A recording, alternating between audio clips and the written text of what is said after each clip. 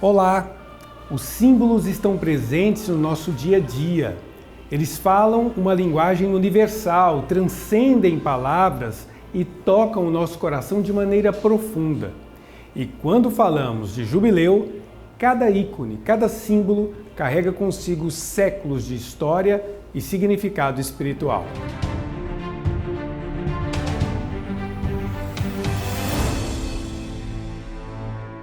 Desde o som do sino que chama os fiéis à oração até a âncora que representa a esperança firme, esses elementos nos conectam às verdades eternas da fé. Hoje vamos mergulhar na riqueza dos símbolos que compõem o jubileu, revelando suas origens e o profundo impacto que exercem na vida dos fiéis. Recebemos hoje o missionário redentorista e apresentador do programa O Conhecimento da Fé, Padre Wellington Silva.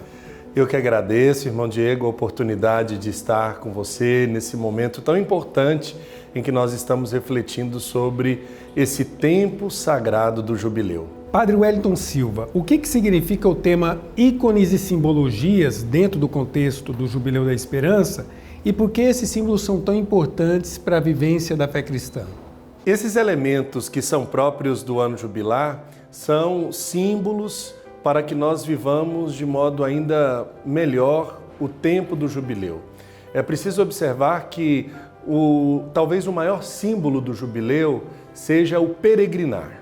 O peregrinar é o símbolo por excelência do jubileu. Por quê? O jubileu é um convite a sair e ir ao encontro. O ato de peregrinar já é um ato simbólico jubilar.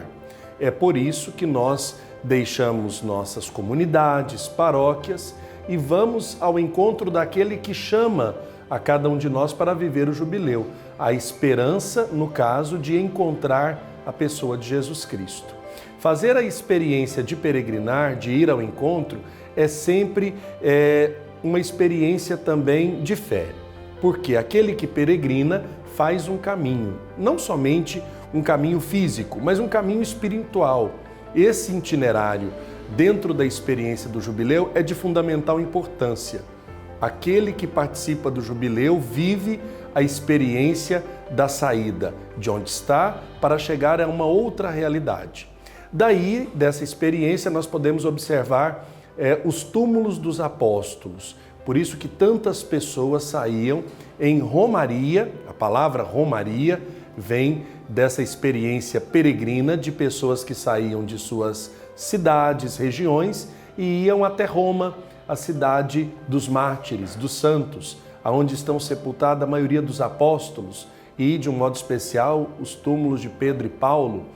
Ali também se edificaram as basílicas, essas igrejas importantes para a realidade cristã.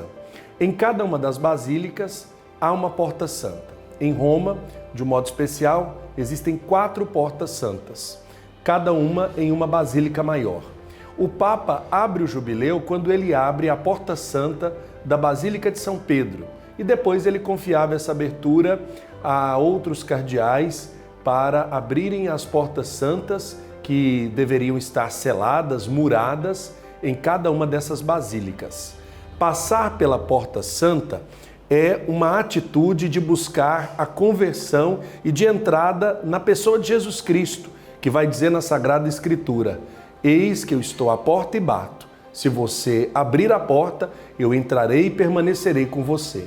É preciso observar que a porta santa aberta durante todo o ano jubilar é a experiência de entrar na pessoa de Jesus Cristo e não simplesmente passar por uma realidade física, mas também por uma realidade espiritual. Passar para o rebanho das ovelhas, fazer comunhão com o Senhor, estar unido à experiência de fé da igreja, que pede perdão pelos seus pecados e que busca a sua santidade de vida. Por isso que a Porta Santa é este símbolo tão fundamental do jubileu, para que as pessoas possam passar por ele e, ao passar pela Porta Santa física, estejam, depois do seu peregrinar, passando pela pessoa de Jesus Cristo. No episódio de hoje nós exploramos esse tema dos símbolos, o sino, a âncora. Como é que esses elementos ajudam a transmitir a mensagem proposta pelo Papa para esse jubileu? Eu acredito que esses símbolos, eles se completam, né? Eles apontam para uma realidade muito maior da vida que o fiel cristão deseja para participar do jubileu. O terço, ele é um instrumento de oração, muitas vezes do cotidiano, e que muitas pessoas rezam no itinerário de suas viagens. Estando numa caminhada, estando numa peregrinação, fazendo um momento de saída de casa, estão com o terço na mão e este não atrapalha fazer seu itinerário. Por isso que o terço é um convite à oração para tantas pessoas que fazem sua caminhada. Olhamos para a âncora. A âncora é o símbolo da virtude teologal da esperança. Nós temos 3 virtudes que são chamadas virtudes teologais: a fé, a esperança e o amor. O apóstolo Paulo, na carta de São Paulo aos Coríntios, no capítulo 13, ele diz, no finalzinho desse capítulo, dessas virtudes, ele fala: no fim serão as 3 realidades, a fé, a esperança e o amor, mas a maior delas é o amor. E a menor? A menor é a esperança, porque é discreta. Ela não se apresenta de forma objetiva, ela está muitas vezes subentendida no coração de quem tem fé e de quem pratica a sua fé. É preciso observar e conviver com uma pessoa para dizer se ela tem ou não esperança.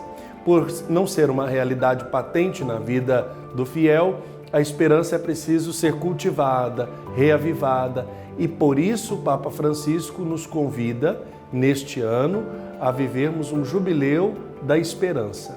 Aonde está a nossa esperança? O apóstolo Pedro vai dizer nos seus escritos que o cristão deve estar sempre pronto a dar razões da sua esperança, a demonstrar no que ele espera, a demonstrar em quem ele espera. E é por isso que nós precisamos falar da nossa esperança. E nós esperamos não numa ideia, não numa realidade que passa, mas nós esperamos numa pessoa, e essa pessoa é Jesus Cristo.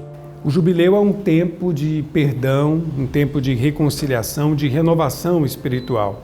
Como é que o senhor vê essa relação desses símbolos todos com as portas santas e esse processo também de peregrinação e de transformação interior de cada fiel? É interessante porque aquele que peregrina deseja chegar, e justamente encontrar a porta aberta é se sentir acolhido.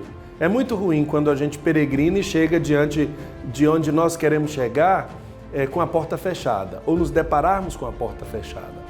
A porta santa aberta é o convite a todos nós para entrarmos na dinâmica do processo do pedido de perdão, de abraçar a misericórdia de Deus e da conversão de vida daquelas pessoas.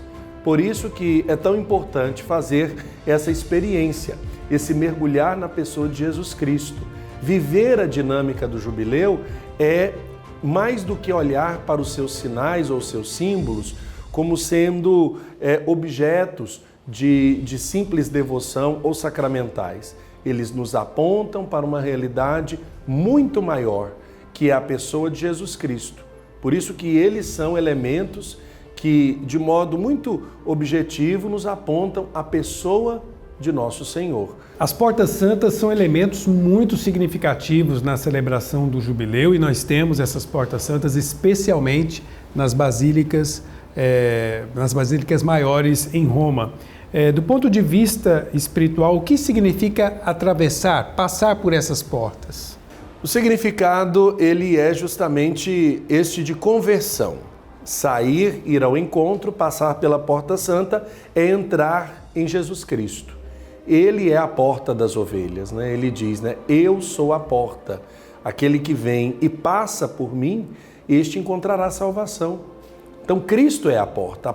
Ele é a porta santa por excelência, pela qual todos nós devemos passar, né? E quando alguém chega numa casa e deseja encontrar uma pessoa, é sempre importante entrar na casa. E ao entrarmos numa casa, numa realidade, nós passamos por uma porta. É interessante porque nesse tempo do jubileu, nas 4 grandes basílicas de Roma, as pessoas são chamadas a entrar nas igrejas não pela porta principal, mas sempre pelas portas santas. Por quê? é tempo de jubileu. Essas portas ficam cerradas, muradas, fechadas. Depois de que é proclamado o ano do jubileu, elas são abertas, esses muros são derrubados e todos são chamados a passar por este símbolo que revela uma realidade muito mais ampla. Padre Wellington, qual o significado da esperança cristã como uma virtude para a nossa fé e como ela pode transformar a vida de cada um de nós? É interessante observar que a esperança não decepciona jamais. Por quê? O Catecismo da Igreja Católica fala da virtude teologal da esperança como sendo esta realidade que nos leva a acreditar na salvação que vem de Deus e na realidade que ultrapassa a vida presente, a vida eterna, o reino dos céus. Inaugurada por quem? Por Jesus Cristo, que morreu na cruz e ressuscitou por nós. Ou seja, esperar no Senhor é acreditar de um modo dinâmico e não estático, de que eu preciso, com a minha vida, abraçar a proposta de Jesus para herdar dele o reino dos céus. Padre Wellington Silva, missionário redentorista, muito obrigado por sua participação. Eu que agradeço a oportunidade de participar desse momento. Quero fazer um convite, acho que todos nós temos a oportunidade de buscarmos elementos para marcar sensivelmente com esperança a nossa vida. No próximo episódio a gente continua falando sobre o Jubileu da Esperança. Eu espero você.